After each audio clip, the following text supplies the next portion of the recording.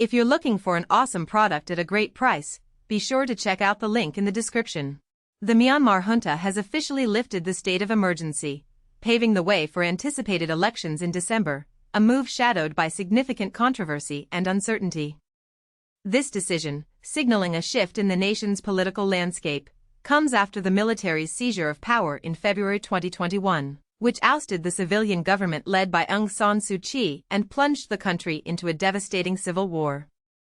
The state of emergency, in effect since the coup, had granted the junta's chief, Min Aung Hlaing, absolute control over all branches of government.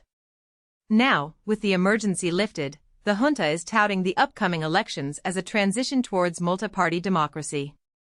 However, the path ahead is fraught with challenges. Opposition groups, including former lawmakers displaced by the coup, have vowed to boycott the elections, denouncing them as illegitimate. International observers have also expressed serious concerns, with a United Nations expert labeling the process as a fraud intended to legitimize the military's continued control. A junta spokesperson, Zaw Min Tun, announced the lifting of the emergency, emphasizing the aim of holding elections and progressing toward democracy. Analysts predict that Min Aung Hlaing will likely retain a prominent role, potentially as president or armed forces chief, after the election, effectively consolidating his power and extending his tenure as the de facto ruler. In a speech reported in the state newspaper, the Global New Light of Myanmar, Min Aung Hlaing framed the end of the state of emergency as a milestone.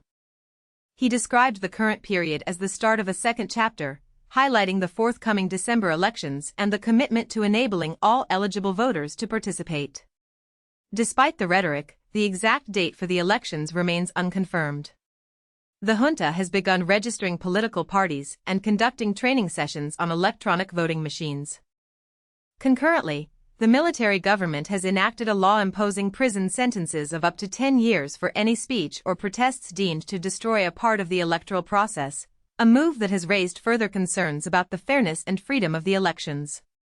Adding to the complexities, a census conducted last year, designed as a prelude to the elections, revealed a significant data collection shortfall, with an estimated 19 million out of 51 million people unaccounted for.